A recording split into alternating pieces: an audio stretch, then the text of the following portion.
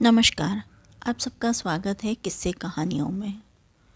आज की कहानी अकबर बीरबल की है, जिसका शीर्षक है ईश्वर अच्छा ही करता है। चलिए शुरू करते हैं।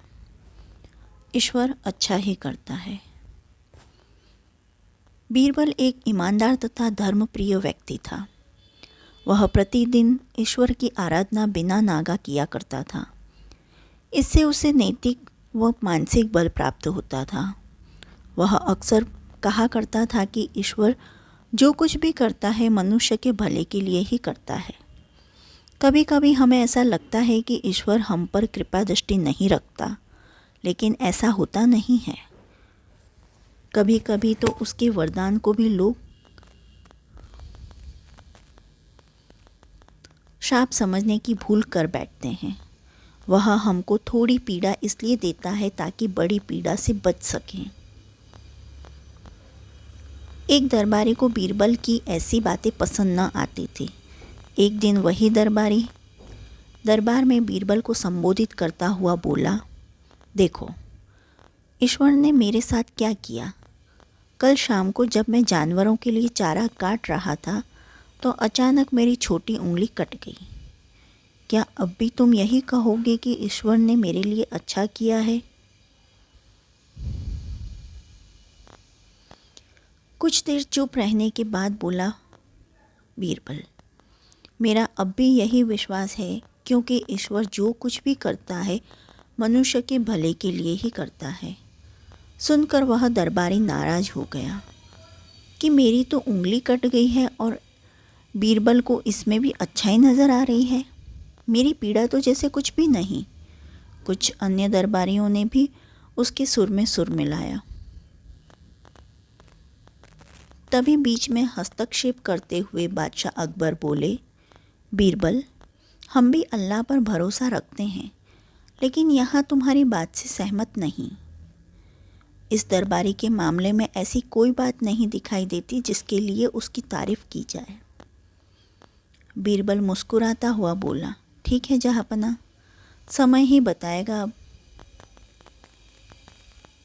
3 महीने बीत चुके थे। वह दरबारी जिसकी उंगली कट गई थी घने जंगल में शिकार खेलने निकला हुआ था। एक हिरन का पीछा करते वह भटककर आदिवासियों के हाथों में जा पड़ा। वे आदिवासी अपने देवता को प्रसन्न करने के लिए मानव बलि में विश्वास रखते थे। अतः वे उस दरबारी को पकड़कर मंदिर में ले गए बलि चढ़ाने के लिए। लेकिन जब पुजारी ने उसके शरीर का निरीक्षण किया तो हाथ की एक उंगली कम पाई। नहीं, इस आदमी की बलि नहीं दी जा सकती, मंदिर का पुजारी बोला। यदि 9 उंगलियां वाले इस आदमी को बलि चढ़ा दिया गया तो हमारे देवता बजाय प्रसन्न होने के क्रोधित हो जाएंगे। अधूरी बलि उन्हें पसंद नहीं।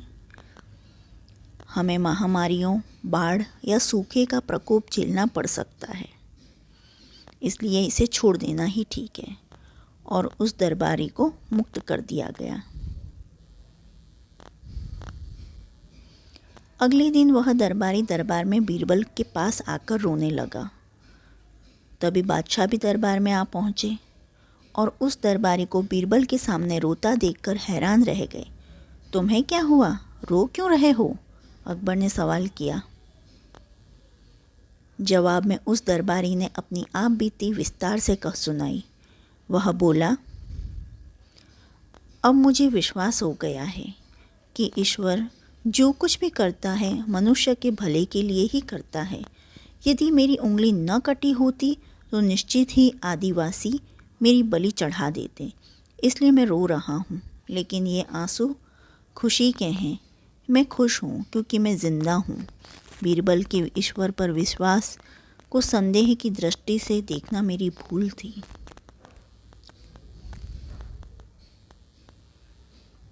अकबर ने मंद मंद मुस्कुराते हुए दरबारियों की ओर देखा, जो सिर झुकाए चुपचाप खड़े थे। अकबर को गर्व महसूस हो रहा था कि बीरबल जैसा बुद्धिमान उसके दरबारियों में से एक है। जो आपको ये कहानी पसंद आई हो तो प्लीज़ मेरे चैनल को लाइक, शेयर एंड सब्सक्राइब करें। Thanks for watching. जय हिंद, जय भारत। धन्यवाद।